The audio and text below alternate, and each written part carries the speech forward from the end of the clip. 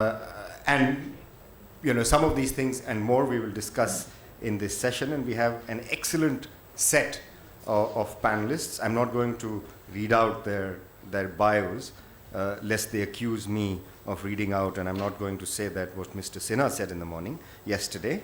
So I'm not going to read out their biographies, but it's an excellent panel with a kind of wide range of interests. We've got a good balance on the panel. We have a professor, we have an operator, we have an independent analyst, and we have somebody who's worked in Pakistan, both in the private sector and the public sector, and headed the Pakistan Universal Obligation Fund. So it's a right mix, and I hope we'll have a very engaging discussion. So to kick off this session, may I request V. Sridhar to make his presentation. Each panelist will speak for about 5 to 7 minutes, depending on, or maybe even 10 minutes, and then we'll have a kind of interaction with the floor. Sridhar. Thanks, Rajat, and distinguished audience. It's a great privilege for me to speak here for this particular session. In fact, none of the presentations will be as good as the video that you have seen. So it basically portrays the digital communication, borderless communication, which can happen through telecommunication and internet. So what I'm going to do is to just give a brief overview of how the telecommunication industry looks like across these two countries, throw some similarities and disparities across these sections so that can set the context. So in general, if you look at this data is gathered from various sources. If you look at India, Pakistan telecom statistics, most of the things and most of the parameters, India and Pakistan look almost the same. For example, in terms of network readiness, there is some difference in percentage points, but in most of the cases, they are almost similar in nature. If you look at the network readiness index, it's about 3.5, 3.6. Network coverage, it's about 83 to 93% in both the countries. Broadband internet subscriber base in India, it's a little bit higher than Pakistan, but not much. If you look at the one significant aspect is the competition, internet and telecom competition. Both the countries are ranked number 1 in the World Economic Forum INSEAD report, Global Information Technology report. So which basically says that these two countries have a good competition in the telecom sector, and it is also shown in another parameter which you can see third from the bottom, that is market share Herfindahl-Hirschman index. In both the countries it's about 0.18 and 0.23, it's less than 0.25. Very fragmented industry, intense competition. Number of operators in India is about 10 on the average per license service area, and in Pakistan it's about 6. So the level of competition is quite good in both the countries. If you look at the internet bandwidth, kilobits per second per internet user, they are almost the same. If you look at the prepaid mobile cellular tariff, it's one of the lowest. For example, it's 4 cents in India, 6 cents in Pakistan, and they are one of the lowest in the world. The impact of ICTs, new products and services, almost the same. And the laws relating to ICTs are almost the same. So what we are saying is that with respect to most of the vital telecom parameters, India and Pakistan almost compare on an equal footing. I have also looked at, for example, the flows, the digital flows I call as digital flows, which includes international telephone calls, internet traffic, things like that across these countries, not across these countries, in and out of these countries.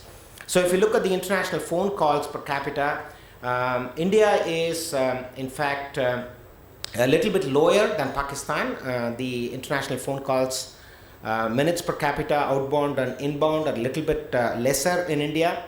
The percentage of international phone calls within the region compared, it's amazing that most of the times we talk within our neighborhood, but that doesn't seem to be the case here. If you look at percentage of international phone calls within the region, is actually low, very low in Pakistan. That means that number of phone calls which are made within the region is very low in Pakistan. In India, it's slightly better. It's about 21% inbound calls, outbound calls, and still it is relatively smaller in number compared to what you would expect in a typical region. The FDI in telecom is quite substantial in Pakistan. If you look at the FDI in telecom, it's about $0.9 billion and 34% of the total FDI. Whereas in India, it's in terms of absolute numbers, it's very high, $1.65 billion, but it's only 6% of the total FDI. The Global Country Connectivity Index, which has been a norm nowadays for most of the consulting companies to indicate in terms of data and communication, India and Pakistan almost rank the same. India is a little bit better at about 64 out of the 131 countries, whereas Pakistan is about 79. The important thing is that as the video described, the cross-border voice traffic, internet traffic have been increasing over a period of time. Just an indication that online traffic has grown to more than 40,000 petabytes a month, and Skype call per minute, that is the internet voice over internet traffic, has accounted for about 40% of the international voice call minutes. But surprisingly, the digital flows between these, there are not enough metrics which are available today to actually measure the digital flows between these two countries, but in general, the digital flows within the sub-region seem to be a little bit lower than what you would expect. In one of the first reports that has come out until now, the McKinsey Global Institute released this particular data on the trade across the countries, and they have included for the first time data communications as one of the parameters. So if you look at data communications, which forms the basis for goods, services, financial and people trade across different countries, the data and communication contribute to about 21.2 million megabits per second are being transported across the countries. So in future, it will become more and more important. The data and digital flows will become more and more important in trade across these countries.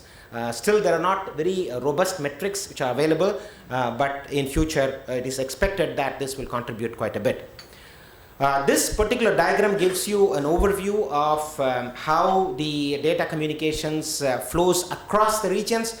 But if you look at it, for example, from India on the right side, 2013, from the Asian countries, most of the traffic flow is towards Western Europe and the US, right? So that also is indicated by the lesser regional data flow which occurs within the Asian countries. So there's not much traffic flow within the sub-region, but there are a lot of traffic flow in and out of Western Europe and also to the US. So trade, if it is going to be determined to some extent by digital flows, then we need to sort of improve the digital flows across the countries in the South Asian region. I don't have comparative statistics from Pakistan, but in general, if you look at the digital economy characterized by electronic commerce, data communications, voice communication, and other related areas, we have had about close to $3 billion FDI inflow into our country last year alone, 2014 alone. And that is substantial considering the fact that it is a fledgling industry in India even today. I don't have a comparative statistics in Pakistan, but in general, the digital flows and the digital economy are going to contribute quite a bit substantially to trade across different countries. For example, today, just the app economy, that is the mobile applications economy, is around $23 billion worth. Even though most of the apps that we get are free, but still it contributes to about $23 billion of economy in the world. So in future, it is expected that the digital flows are going to increase trade across the countries. I'm examining the relationship between digital flows and economic activity across these countries, and this is one of the research projects that I'm doing now. But in general, broadly characterized as digital flows are telecommunications, internet traffic flow across the countries, IT services flow. Unfortunately, there is absolutely no data on how much of IT services happen between India and Pakistan.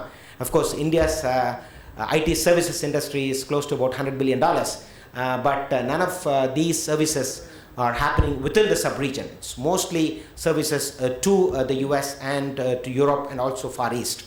So there's not much activity even in the IT services sector within the region.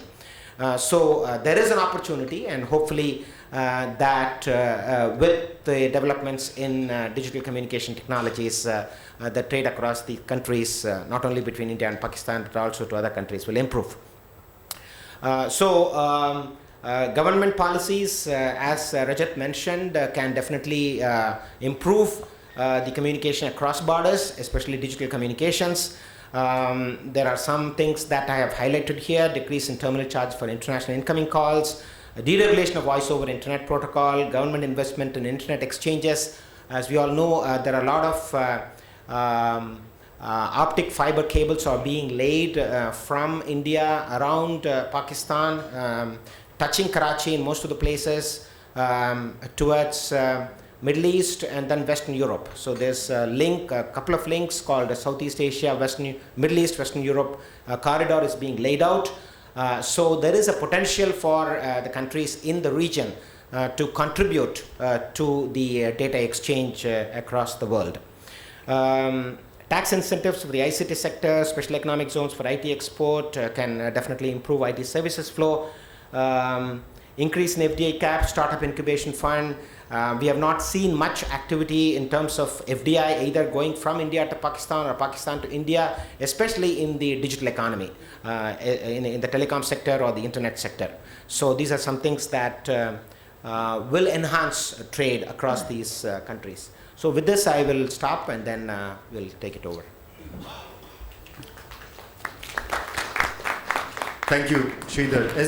As you probably noticed that, not only between India and Pakistan, data in general on services and telecommunication services in particular is very hard to come by within the country, and definitely when you look at cross-border flows of such information or such data, it's even more difficult to come by. So I think as Sridhar said, there's huge potential, there's a huge opportunity in this area to enhance connectivity, enhance the information base or the data collection machinery, so that we can actually begin to take more informed decisions between our two countries in relation to telecom network, and not only between our two countries but across the SAARC region.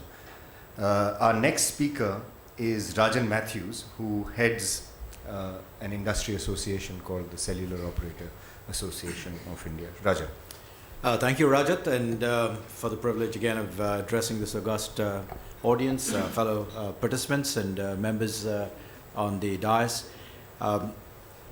Bernard Shaw once made the comment and observation that between England and the USA, two countries divided by a common language, and when we look at India and Pakistan, we are two countries divided by a common culture, it appears. And so the anecdote is told about the archaeological committees of India and Pakistan agreeing to excavate the Indus Valley civilization areas together, because of course they lay on either side of the border. And so the combined team had visited a particular village on the Pakistan side of the border, and they were doing some digs, and after they had dug for about a meter, they found some copper wire in there, and so the Pakistan team said, aha, see, we had copper wire and we had telecom services way back in the Indo ITC period of Indo-Harappa area. And so they said, fine, let's go on. And I came to the Indian side of the border, and they were doing some digs, and they dug to about 3 meters and they found nothing. They dug to about 6 meters, found nothing. The Indian team said, see, I told you we had mobility way back then as well.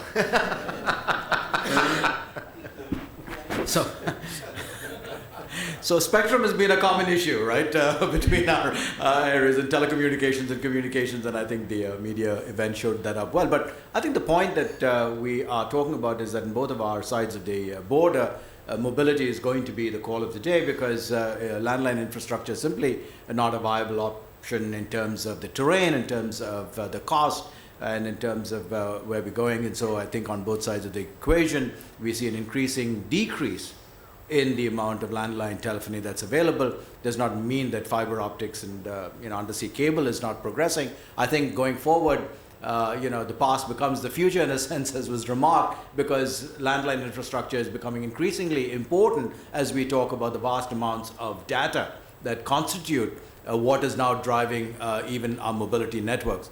We talk about petabits. No longer are we talking about petabits, we are talking about exabits. We have to start devising new terminology. What's an exabit? It's 1 followed by 27 zeros. And, so you can do the math, right? So that's the amount. And so the amount of infrastructure that's going to be required, and you can see India is now investing about 10 billion US just in infrastructure, that is equipment. And so apart from the spectrum issues, that's just what is being required. 80% of that is going to come from FDI. So we as neighboring countries will be in a sense competing for these FDIs that are coming into this country. And so we have to devise methodologies in terms of saying what are the economies of scale that matter. And one of the economies of scale that is absolutely imperative is to be able to get together in terms of international harmonization of spectrum.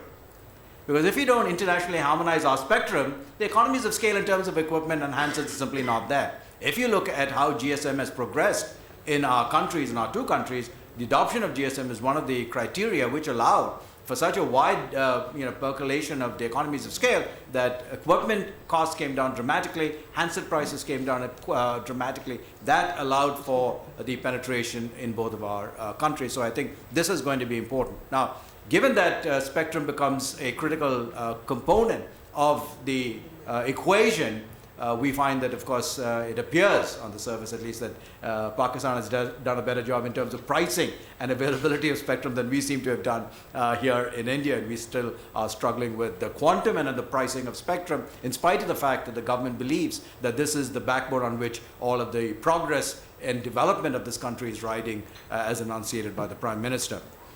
One thing that has come up as an irritant on both sides of the equation with regard to spectrum is interference.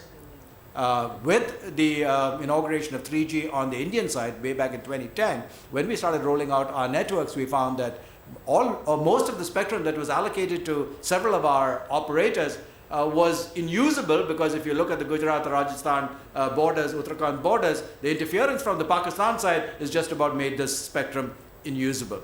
We've agitated in front of the DOT and MEA, but we don't seem to have had significant luck. And this is one area that I think both sides of the equation, both sides of our countries need to look at, because if we are going to use our limited spectrum more efficiently and more effectively, we have to begin to start looking at cross-border issues of interference on spectrum usage, because it's simply a waste of a scarce resource and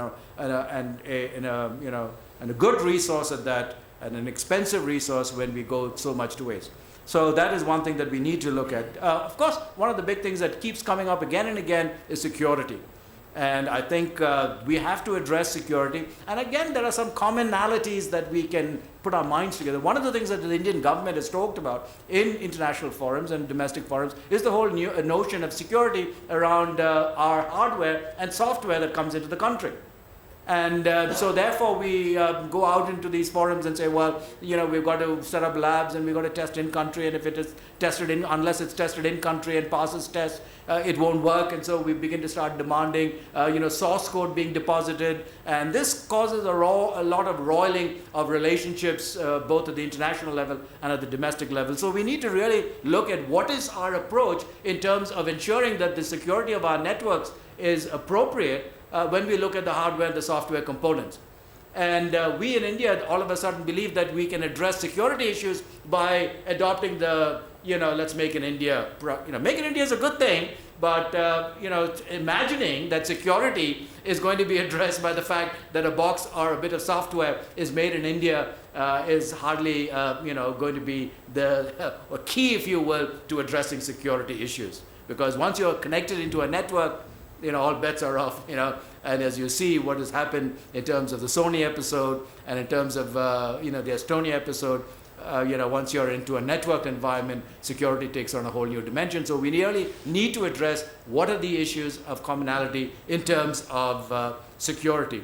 The other major issue that is emerging is privacy. And I think one of the things that is something that we need to look at is how we deal with privacy on our networks. You know, we talked about cross-border conversations and traffic and everything else. And again, here we are emerging into these situations where we believe that privacy and security matters can be addressed by having boxes in our own borders. That somehow if we make sure that the router or if the, the data center is in our country, we will somehow be able to, make sure everything is secure and privacy can be ensured. And I think we need to start looking a little broader, because if every country believes that this is the way forward, is to enshrine these security measures within our borders, I think as we move to an interconnected world, it's going to hamper the development of our peoples and what we can achieve. So I think this is an area that we need to look at and determine what is appropriate. The other thing that is emerging is OTT, what we call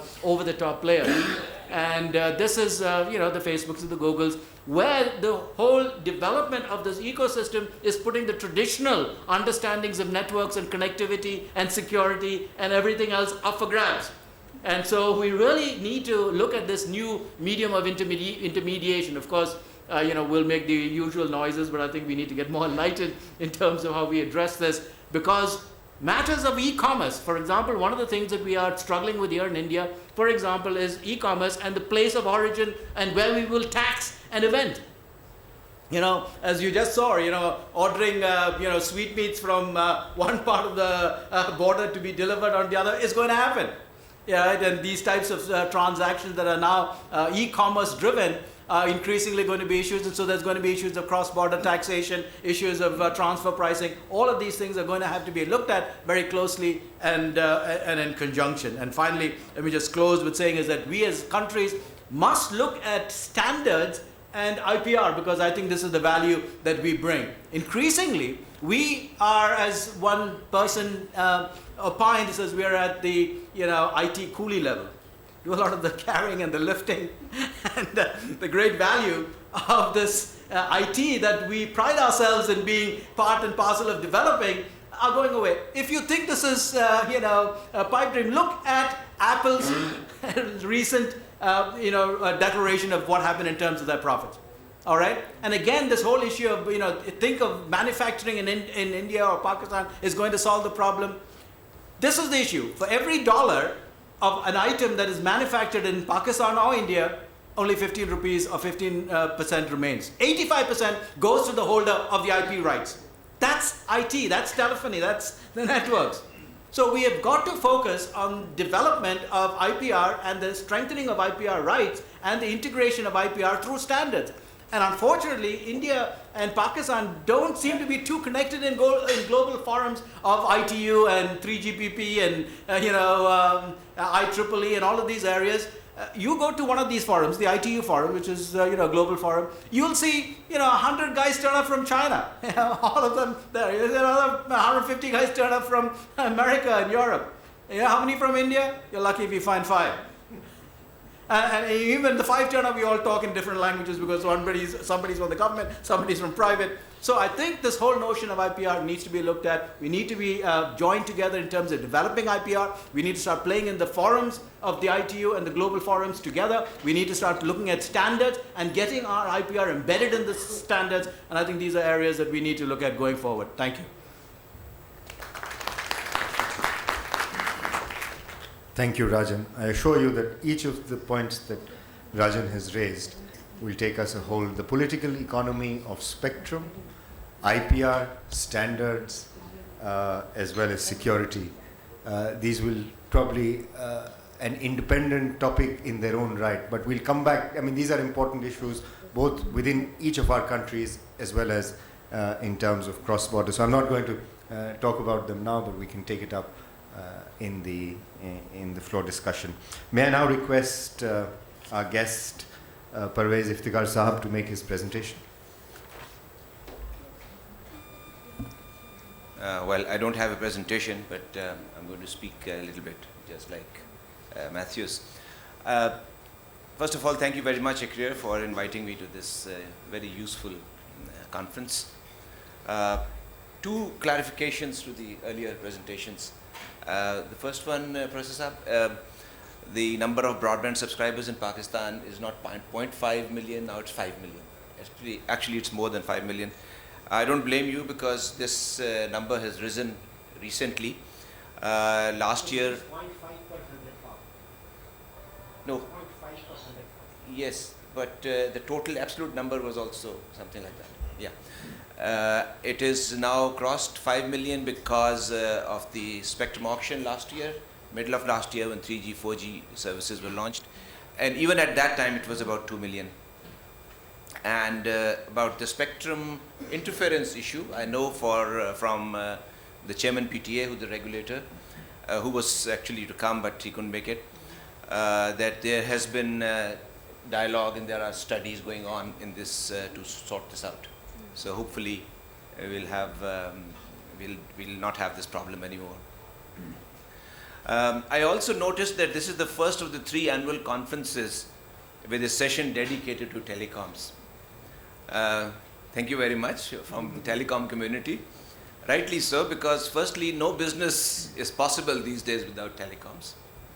And more so, because telecoms have a way of getting around barriers. Like water, telecom finds its way somehow. Look at most of you probably know that YouTube is banned in Pakistan. But is it actually banned?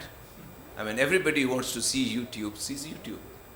So technology or telecom have